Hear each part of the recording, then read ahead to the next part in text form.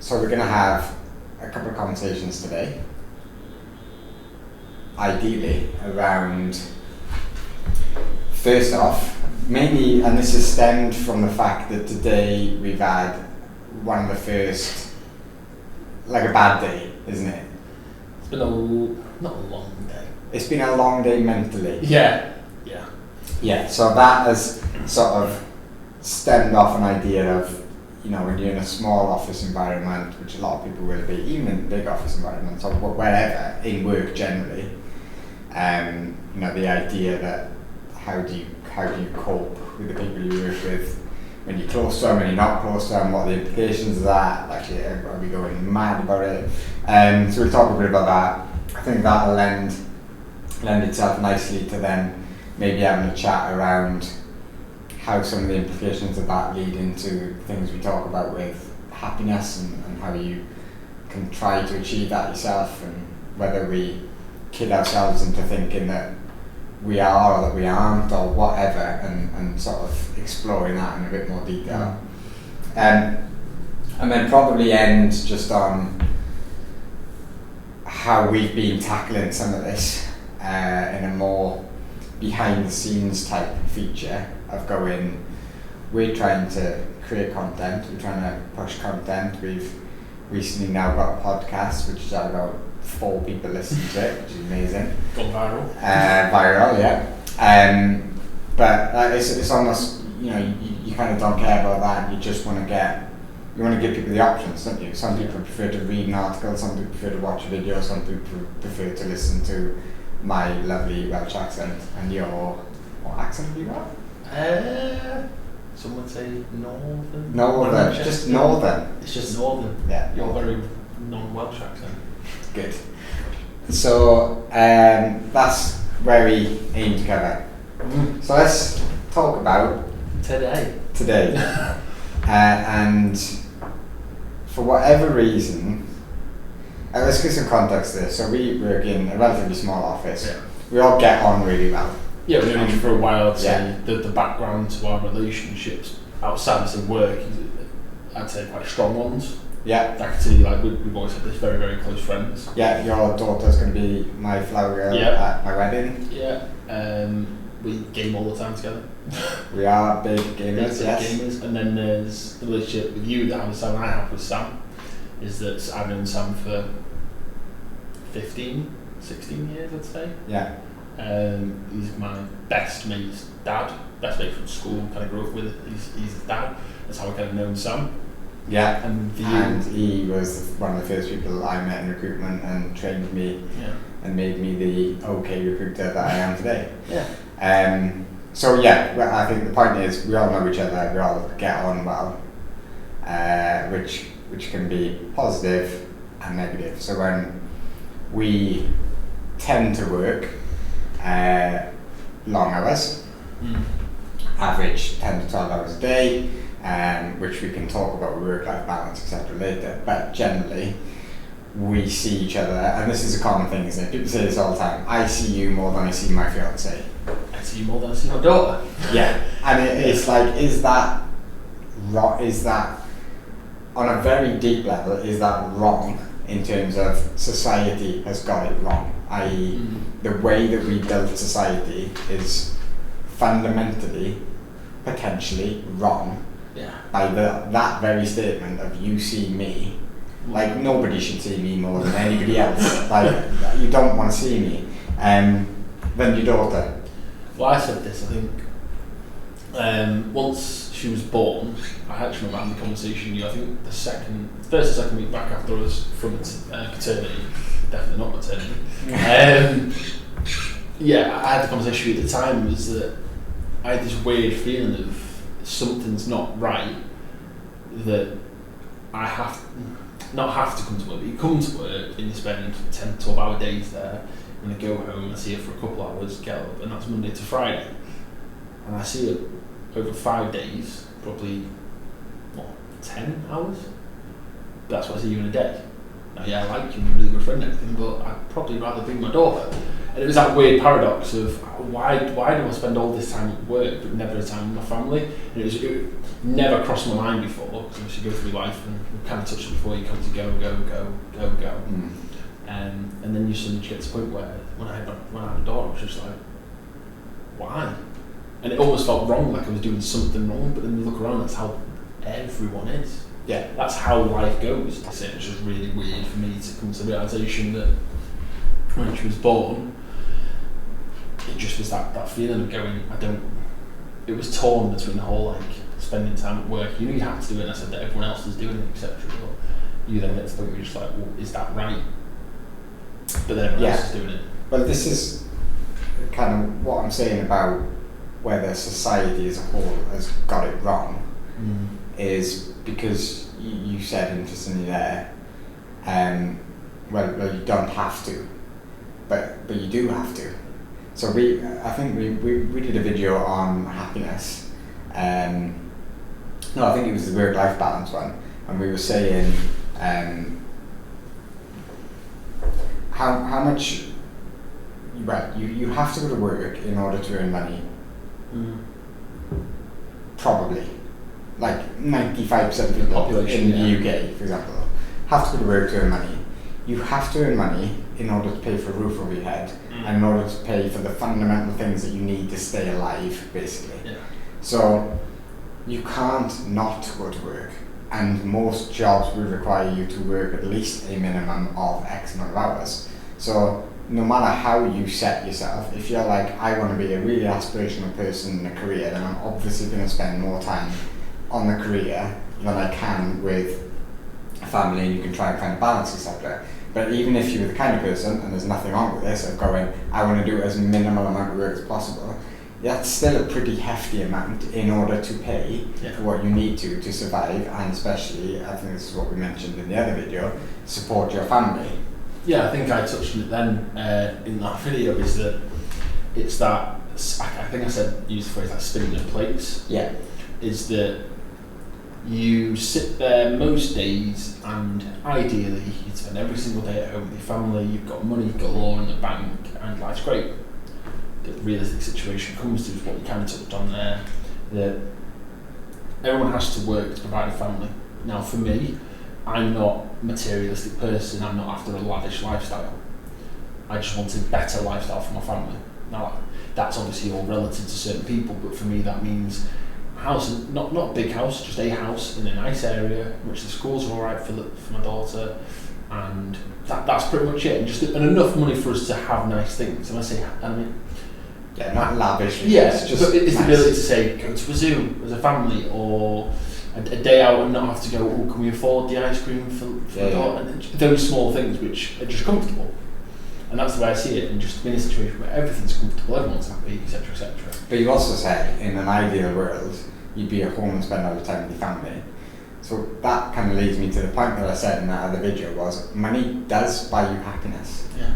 Because, not in a conventional sense, I think when people think money buys me happiness because it buys me a really nice car, that's kind of not what we're trying to say. What we're trying to say is money buys you the freedom to be able to spend your time more wisely. So as you were saying, I think why it was so strange to you when you had your daughter was because your priorities were literally changing on the spot. So you live your life going money, money, money, money. Your daughter's born, and suddenly your priorities just going, whoa, actually this is now my number one priority. Yeah. So, and then we talk about that, like, so how can I get more of that? Well, you can actually pay for your time back, or whatever it is you do. And that's just priorities changing in life. And I think for a lot of people, it becomes more about time, and then what they do with that time. There's a psychology study about earning more money, and happiness that's linked to it. So they say that once you get to a certain point of earnings, once you're comfortable, now it's obviously relative to your situation, it's not about millionaire like comfortable, but the average Joe, of rent's paid, or mortgage is paid, bills are paid, food money's paid. There's a certain threshold. Once you get to that, any more money never makes you any happier. It's basically a sense of once you earn a certain amount that you are comfortable at, money then it then doesn't buy happiness, because you're already comfortable. You've already got the time. So let's say someone. How do you have the time now? Because you still having to work. That depends when you like the job. Well, that's what I came back into that video as well. Is that I then said to you is we talked about the job situation now, and I use an example in the past, and I say this every single time. It's that 2 scenarios in my life. I was in the army, loved the job, didn't get paid great. Had a job that paid really well, didn't like the job. I'd always choose the job that I enjoyed more with less money. But that was when I was 18, 19, 20. Yeah. Now I'm in a situation, life. Exactly. No, yeah. Now I'm in a position where ideally that would happen, but the reality of life is I couldn't do that now because I wouldn't afford to live. I have to now be in a job which pays enough. Now ideally, like I said before, you fall in a job which you enjoy, and thankfully I enjoy this. But the main which goes into the whole thing of like most people would rather not work. Yeah. Like you can enjoy work and you can like really enjoy watching TV or playing sport, whatever it is.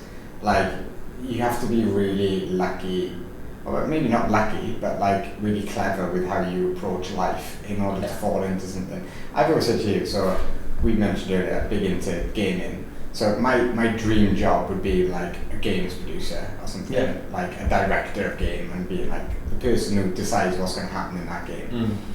Or a games reviewer, for example. Yeah, that's but I genuinely think if I was, I wouldn't like it because it's not necessarily the job, it's the fact, I've said this to you before, the fact that when you get up in the morning, you've got to get up and go to the job. Like you're shackled by it almost, and I think that's what I don't like, which is why I always relate to this money buys happiness type thing, because I'm like, if you can earn enough money to get out of whatever it is and set yourself up, which is like nigh on impossible, unless you're ridiculously good with your money and earning really good money and in a lucky situation type thing, then but that gets you out. And then once you're out, then you can do whatever it is that you want to actually fully do, and do it in a way that isn't shackled. Like you can get up in the morning and go, maybe I'll review a game today, maybe I'll go and work somewhere, maybe that's what gives me my happiness, but it's my choice. Yeah, it comes down to choice. It's the ability to go, what do I feel like doing today? Yeah. Because everyone has it. Even if it's a job you do enjoy sometimes, you'll have it now, even I will have it, and you can admit it, is that there'll be days where you wake up and go, I just don't want to don't want to work today. Yeah. But you do, and that's because obviously you're adult enough to go, yeah, I will do that. But the liberating feeling is having enough money to go, I don't have to. The dream. Yeah, it's the dream. Which kind of, we said we were going to talk about one thing, didn't we? And just went off on a tangent. This is an insight to our videos now. Yeah, it is. We just talk. This is how we end up making videos. But it does link back to having to come back in. Because this thing, if you talk about the fact we have to come to work and choose to come to work, we choose to come to work and come to work with each other. We talk about having to spend all day with each other. Now, obviously, the knock-on effect of that is, as we said before, that we all get along, we all have histories outside of work as the relationships we have. And I think for us, on that level, it's great. 95% of the time, it's great. We don't argue, there's nothing going on. But the realism is we're humans, and we will eventually argue. And there are the days, like today, as you mentioned, it was difficult. Everyone came in this morning, and it was in that, I'd say, narky mood when you just like, you don't have patience, you're a bit short. You almost want to start an argument, don't you?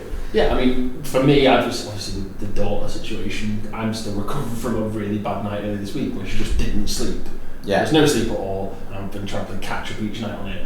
And then today, I think, was the aftermath of it. I came in ready for the argument. So I guess the correct, because I had a stag do this weekend, you had that.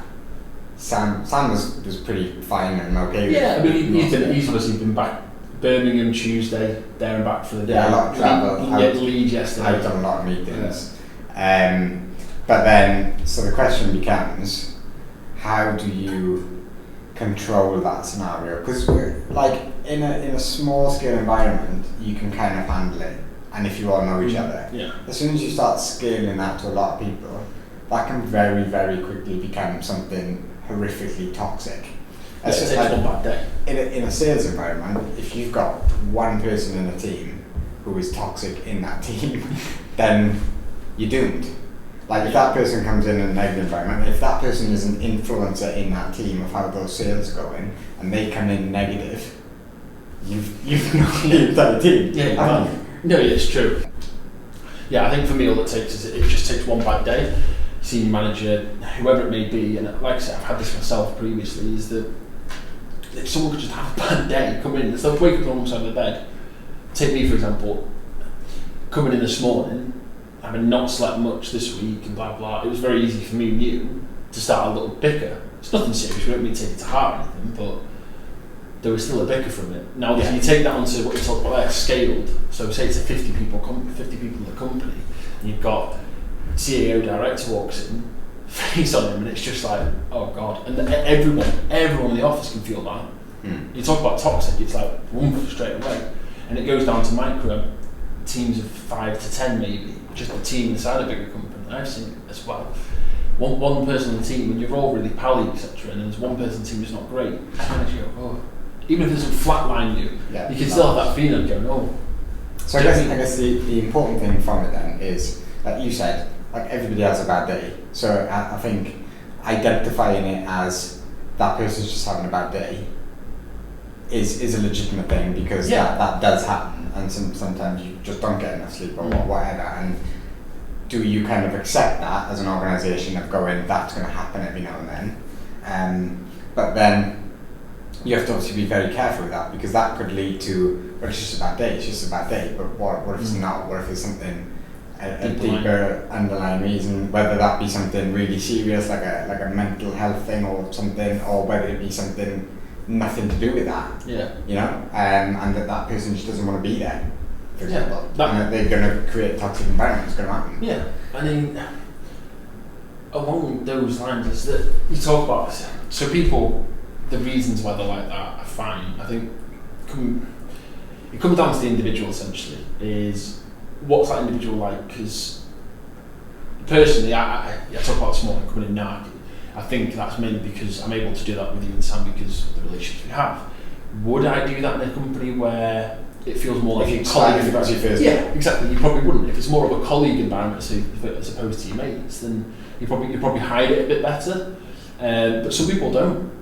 Some people don't. Some people come in and go, I'm on a warpath sometimes. That's how they feel, and that's their way of dealing with it. And I think the main thing is talking about this is there's two factors for it. Everyone will always have a bad day. That's the human variable. You cannot affect that. People have lives outside of a job which will then affect it. Yeah, fact. You just hope sometimes you hire the people who are emotionally intelligent enough to sit there and go, I don't always need to bring it into work. Now that's not a don't talk about your problems. I'm the biggest advocate for that ever. It's all about, I think it's really important you share the load essentially. But at the same time I just think you're emotionally intelligent enough to go, I shouldn't come in and bring everyone down if it's not worthwhile.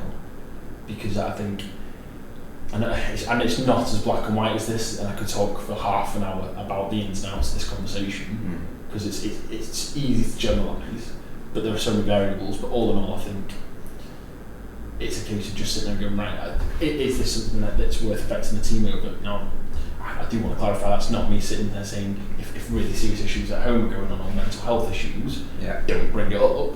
Like, there's obviously background to that, and I'm all for that. I really am all for that. But the small things when you don't sleep so well as a one-off, and you do come in tired, you're like, oh, being a big person coming and going, you know what, no, right, I'm tired, I'll just get through the day. Boom, get it done. And I think that's really important. Yeah. I think there has to be conscious thought to do these kind of things. So I was chatting to an old schoolmate of mine on the weekend, who was in like politics, so a completely different industry. And we were talking about the time I had off, and then I was saying about happiness and taking time to reflect, and realising what's important to you, etc. And he said, yeah, but you've now gone back into the job that you were effectively doing with a different company, and it's long hours again, and it's stressful, and it's all those things. So he was like, so how do you keep track on the thing that you found and reflected on when you stepped away from it. How do you make sure that you don't fall back, which happens in everything, right? And my answer to him was, I don't think there's any silver bullet to anything, basically. Like, if you look at actual skills that you have to practice, like fishing, for example, like you can't just go, I can now cast a rod perfectly, or anything, darts, whatever it might be. It's like trained, conscious effort and practice. It's the 1,000-hour rule. Yeah. That's what I was going back to, and then I don't know the ins and outs of it. The only reason I know about that is because it's mentioning music and I play guitar. That's the only reason I know why. It's because there's something about playing 1,000 hours of something. To become an expert. Yeah, it's like the 1,000-hour rule about being an expert. Yeah. I know the core principle of it is that it does not happen overnight. Yeah. There are obviously anomalies who every now and then will do something and just instantly grasp it. Might have a unique talent. Yeah, there's unique talents and stuff. But for the average person, everything requires work. And coming back to your point there is I completely agree. Going back to what you're saying there about everything requires effort. For someone like me, you talk about trying to be happy. Someone with mental health issues previously, like me, I have had, is something that not every day I wake up and I'm happy. But I know myself, it requires effort to do so. Right. And that's on the scale for me. And it's like anything, you talk about going in work, you have long days, and sometimes you can sit and just have it wear down. It does require the situations where you're not, no, I'm going to make the effort to not let certain things get to me in certain ways. And that for me, the absolutely crucial part of that is it has to be a conscious thought. So it's really obvious when it's, how do I get good at darts? Keep throwing a dart at the dartboard type thing. Whereas you say, how do I get good at happiness? Keep telling yourself to be happy. Keep practicing in your own head how to be happy. But before you do that, you've got to work out what happiness is for you, which is a lot of the videos we've been talking about. That's people think or might think that they understand what their happiness is and what makes them unhappy and all those kind of things, but have they taken the time to stop and reflect and properly look at it? I would like to think that majority of people understand it and know what is their own happiness. But if you don't, or if you're unsure, or even if you think you know, take a moment. Again, conscious thought to go through it and go, is this, because that used to, we're talking about how priorities change. Yeah. That used to make me happy when I was 20, but now I'm 30. Now I want something different, whatever that might look like. And then from that point on, then it's got to be conscious effort. The thing about that, and I don't think we've ever talked about this before, but when you go through therapists and speak to them, one of the mainly recommended things for, say, people with depression or anxiety, etc., is something called cognitive behavioural therapy, CBT, which is essentially, in its core, establishing the negative thoughts before they get there. So most people who have, say, depression or anxiety have a trigger that then leads down a certain path, and it's basically, and the idea is that you spot where you're at on that path. So you do a lot of work on it, you have like documents about certain things, blah blah. And it basically trains you to recognise when you're on a path that's a negative route, and then going, right, no, I know where I'm at, I know what's happening here, I'm not going to let it. Which, in a greater sense, kind of what you said there, is that you're going, I've got to make the conscious effort to be happy all the time. It's the step. So you could start from trying to find out what your own happiness is, and then consciously allowing yourself to think and behave that way to become more happy. And to me, it's the step before it. It's the step of not stopping yourself from being unhappy. Yeah. Which not everyone is involved with, because not everybody has those challenges in life. So the people that do, and you might see a therapist, whatever, are going, right, I need to spot that first and stop that happening first. Then I need to find out what actually does the opposite of that, what makes me happy, and then I need to work on that. When you go into therapy, a lot of the time they'll go to the CBT with you, but they also, a lot of the time, they just ask you the plain question. Just tell them what makes you happy, what do you enjoy doing, what do you like in life. And you end up that, like, for me, you'll be like, oh, I like to spend time with my daughter, I like to spend time with my fiance, it's like watching the football, playing some games. You start listing all these things, and it's like, okay, well, they list all these different things you look for in people. Why do you like doing those things? And essentially all it does is simplify the core of everything you are Yeah. I know this is really, really deep now, but it does. It's actually really, really simple as well. Yeah, it is. Because everyone overcomplicates things in life. Everyone always tells themselves their own story. That's like Darren Brown bangs on about this. That whole life is always a story. It's always a story. You read into things and you tell your story and you fit your narrative. If you just simplify everything, you have probably a small group of things what makes you happy. Then there's from that the reasons why. Why do you enjoy spending time with your daughter?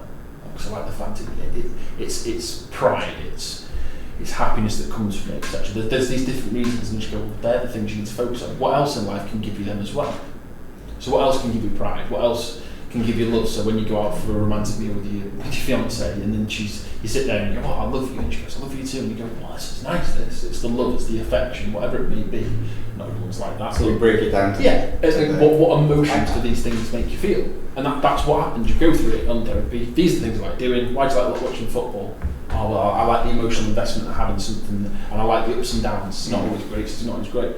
Bad, but it's almost like the waves of it. Going to a football match, it's sat there, 50,000 people sat around you, all chanting at once, and it's psychologically proven that crowd chanting emotionally boosts you. And there's everything for me, for example, you go through all that, and there's all the reasons why. And obviously your reasons might be different to mine, or the things that make you happy might be different. But at its simplest core, we all do things for certain reasons, whether it's the affection, the joy, the pride, all these positive words. It's not to simplify everyone's psychological behaviours and reasons, but it does. I'm not saying I'm bloody Freud or whatever. I'm no psychologist, do you know what I mean? But having gone through that process of seeing a therapist, going through that, CBT, blah, blah, blah, when you get a really big understanding of that, and I mean, I struggled with that stuff for like 7-8 years, to suddenly get to that point where you go, oh. Alright. And what I will just disclaim it here, I'm not saying therapy is for everyone, I just want to say that now, but for me, it was one of those days I fought, never wanted to go, and just went, and I was like, oh wow. It was like when Lily was born, the day after, I was like, whoa, all this stuff's changed my life. It was the same kind of feeling. I was like, I just felt liberated. I was like, why do you need to focus on really simplistic things? Because as I said before, everyone has this story they write for themselves, a narrative that things don't go right for me, blah, blah, blah, or things go blah, blah. There's all these different things that come up and make you feel a certain way. When if you just look at those really core important things to you. Yeah. So to go back to what we talked about before, it kind of link is that I'm not a materialistic person.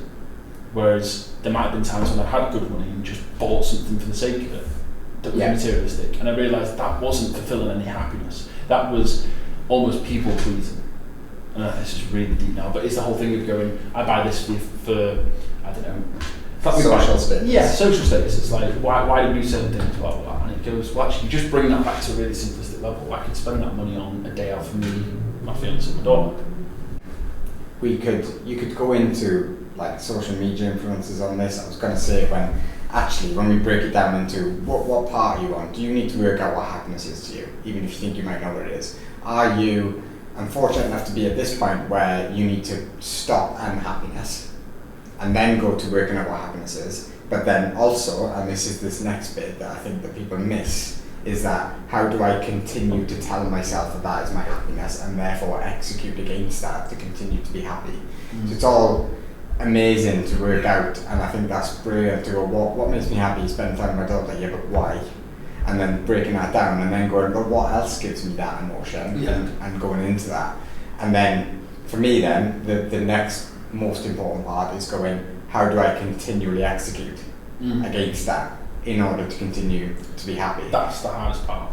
And that bit that you just mentioned there, whether we do things for social status, etc., is becoming harder and harder. So that middle layer of going, what is my happiness?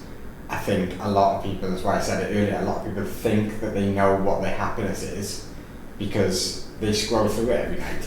And they go, oh God, look at that person's life. And I think people are starting to clock onto it now. It's a fake reality, effectively. And this celebritism and all, whatever you want to call it, of going, that's the life I need to aspire to, this millennial generation thing, and how much of that is tied to social media and what we see, and therefore aspiring to be something that you're almost indoctrinated to think will give you happiness, when actually nobody has stopped to go, I don't actually care about that. Yeah, it's social media is the big one. I'm a few years younger than you, so I think that had more of an influence on my generation. You old man. No, but I am, and I think even though it's not a huge difference between our ages, I think that gap, I see more in my generation than I think you have with yours. We've talked about this, I think, a couple of times before, is that I'm not massively affected by social media. I don't think I ever have, but I've not been a post every day kind of person, but I see people who I went to school with, and so there are people there who post every single day, or you see them on the holidays and the fancy restaurants and the fancy bars. And I've seen all that, and I've seen my mates go, oh, we should do stuff like that. And I'm like, well, do you want to do stuff like that, or is that because you see other people doing it and you just want to do it because other people are doing it? Now, if you want to do that, great, crack on, mate.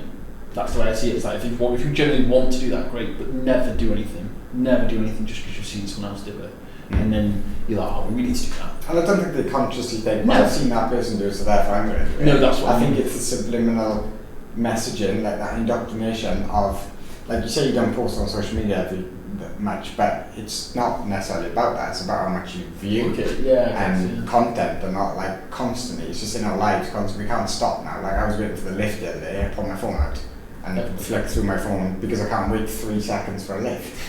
But yeah, that then all ties into that like subconscious feeling of, I think this is what is going to give me happiness, but the people don't stop for it. I think, again, I'm not claiming I'm a psychologist, but my opinion on this would be is that the reason there's been an increase in such mental health problems comes down to that, is that it gets to a point where the only time you ever look at all that to go, that moment where you go, right, what makes me happy, why, blah, blah, is when it's that bad you have to. Yeah. Because these days people don't take the time to. It's always, like you say, that lift moment. What was if that 3 seconds you suddenly had that thought going, no, I'll do this weekend. What do I want to do? Rather than going, oh, I've seen this advert, or I've seen this person post, well, do that.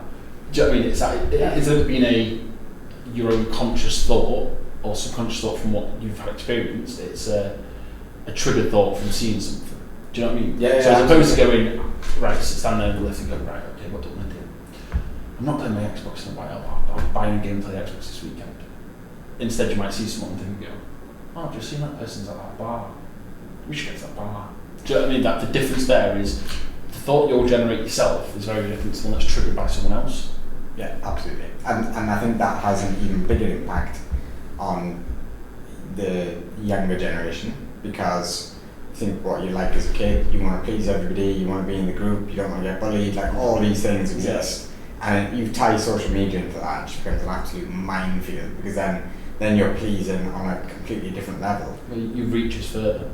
And then there's that. But also the downbeating of you is further. So if you're not that kid that's fitting in properly, it's not just the 5 kids who are in the clique like it was in me and you when we were in school, of like, oh, I'm not as cool as them. It's, there's the world who is cooler than me. Yeah. Which could be damaging. Well, yeah, it comes down to then you chase the affirmation, is that... absolutely. Is that like... Which as you get older, I feel drifts off slightly, because you eventually go, I don't care what people think. Everyone always says that. When you speak to your grandma, your granddad, they always go, the best part of being old is you just feel liberated because you don't care anymore. Just be you. Sam has just come and now ruined our entire an hour's gone by. Yeah. We're still sat. Sun movement, definitely over. I don't think we can pretend that this is all one continuous video. But we've had a good chat. Yeah, it's been a good chat. I think it's nice for us to have these conversations on camera as well. Yeah, because we aimed to talk about something and ended up talking about something completely different, which is very much what we do all the time. Yeah, all day. But I think it's, we're not trying to inflate our own egos, but we mentioned it before about we care about it, like the things we talk about. Yeah. And it just so happens to be that we're lucky enough to be in an industry where we just get to talk to people. That's basically our job, is talk to people all day long. And about their lives. About their lives, about their happiness, about their skill set, which is data, which is really cool. So we're kind of winning on that front, which is great for us, isn't it? And if people see a little into us and understand us as, they're just human beings like the rest of everybody else, then that's great. But we'll keep pushing these kind of things. We want to do more videos, obviously. We've got the YouTube channel set up. Podcast now. Podcast has had like Famous. 5 listens. But it's all going, and the aim is to just get people to understand us so that they can get in touch with us so that we can understand them. Yeah. Ultimately. Because the more we do this, I think the reason we can talk so much about this is because our job literally involves us asking these kinds of questions to people. Like, why do you want to move job, for example? Like, what makes you happy? What does good look like to you? Yeah, and if you say, why do you want to move job? Because I want to earn more money. Like, that's not yet quite enough to understand that, is it? And so when you go into that, that's when it gets really interesting. And by understanding that, we can help people a lot more, which is great.